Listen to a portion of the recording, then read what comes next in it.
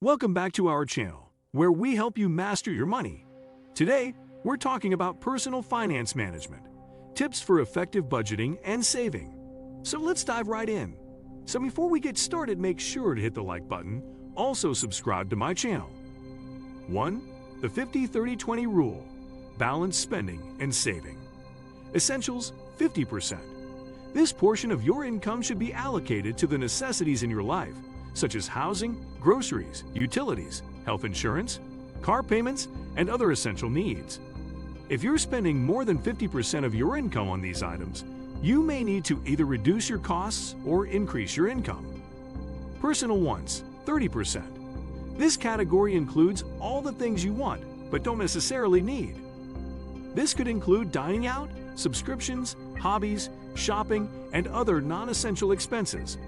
It's important to allocate a portion of your budget to these items to maintain a balanced lifestyle. But it's equally important not to let this category exceed 30% of your income. Savings and debt repayment, 20%. The final 20% of your income should go towards saving for your future and repaying any debt you might have. This could include saving for retirement, building an emergency fund, or making extra payments on your mortgage or student loans. If you're not currently saving or paying off debt, you should start by allocating a small amount to this category and gradually increasing it over time. 2. Emergency fund first. Secure your financial safety net. Why it's important? An emergency fund acts as a financial buffer, allowing you to cover unexpected costs without resorting to credit cards or loans, which can lead to debt and additional stress. How much to save? The general rule of thumb is to aim for 3 to 6 months' worth of living expenses in your emergency fund. However, the exact amount will depend on your personal circumstances. If you have a more unpredictable job or high health expenses, for instance, you might need a larger emergency fund. Where to keep it? Your emergency fund should be easily accessible in case of sudden need, so a high-yield savings account is typically a good choice.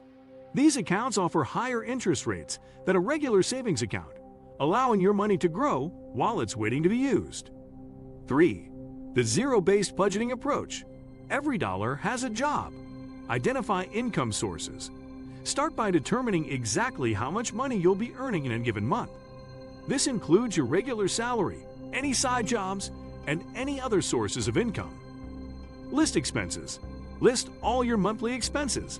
This includes fixed expenses like rent or mortgage, utilities, subscriptions, and insurance. It also includes variable expenses like groceries, dining, and entertainment. Assign every dollar. After listing your expenses, assign every dollar of your income to a specific category. Remember, the goal here is for the income minus the expenses to equal zero. Track and adjust. Throughout the month, track your actual income and spending and compare them to your budget. If you find that you've underestimated or overestimated certain areas, adjust your budget as needed. 4. Use technology. Personal finance apps for streamlining. Budgeting and expense tracking.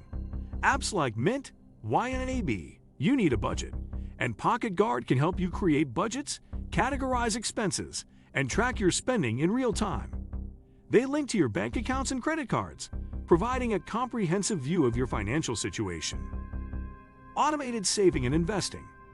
Apps like Acorns, Robinhood, and Betterment make it easier to save and invest.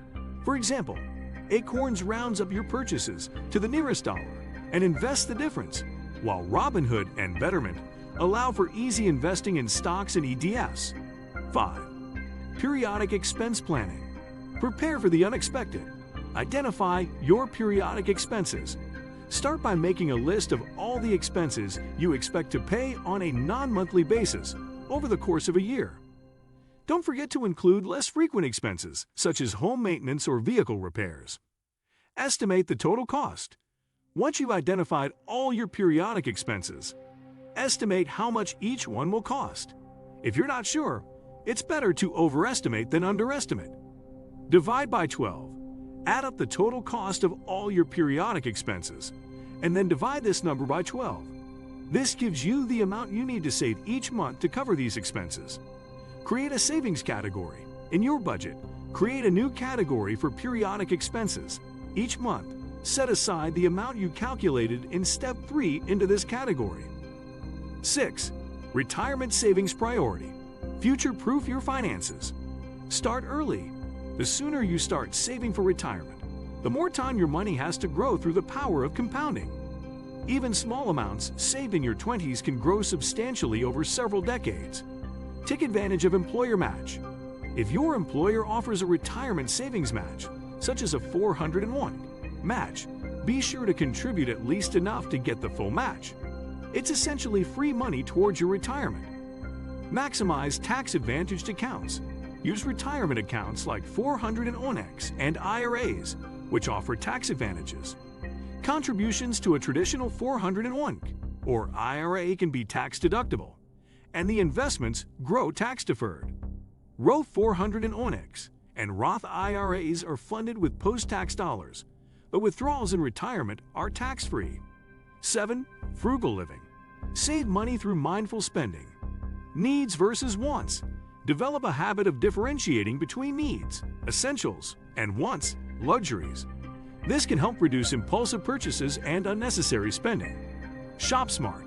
Look for discounts, use coupons, compare prices, and buy in bulk when it makes sense. Also consider buying second-hand items for things where brand new isn't necessary. Meal planning and cooking. Eating out can be expensive. Plan your meals, cook at home, and bring your lunch to work to save money. Limit subscriptions and memberships. Audit your subscriptions and memberships regularly. Cancel the ones you don't use or can live without. 8. Frugal living. Save money through mindful spending. Needs versus wants. Develop a habit of differentiating between needs, essentials, and wants, luxuries. This can help reduce impulsive purchases and unnecessary spending. Shop smart. Look for discounts, use coupons, compare prices, and buy in bulk when it makes sense. Also consider buying second-hand items for things where brand new isn't necessary. Meal planning and cooking. Eating out can be expensive. Plan your meals, cook at home, and bring your lunch to work to save money. Limit subscriptions and memberships. Audit your subscriptions and memberships regularly. Cancel the ones you don't use or can live without. 9. Regular financial reviews. Keep track of your money. Set a schedule. Decide how often you will conduct your financial review. This could be monthly, quarterly, or annually, depending on your preference and financial situation. Regular reviews will help you stay on top of your finances and make adjustments as needed. Review your budget. Check if you're staying within your budget limits and whether your spending aligns with your values and priorities. If you find that you're consistently overspending in certain categories, consider adjusting your budget or finding ways to cut back. 10. Smart investments. Diversify and grow your wealth. Understand your risk tolerance. Before you start investing, it's important to understand your risk tolerance or how much risk you are willing to take on. This will largely depend on your financial goals, age, and personal comfort with risk. Start early and invest regularly. The sooner you start investing, the more time your investments have to grow. Regular investments, even if they're small, can add up over time thanks to the power of compounding. Thanks for watching, everyone. That was a quick look at budgeting and saving. Don't forget to like, share, and subscribe for more money tips. Stay smart, stay frugal. See you next time.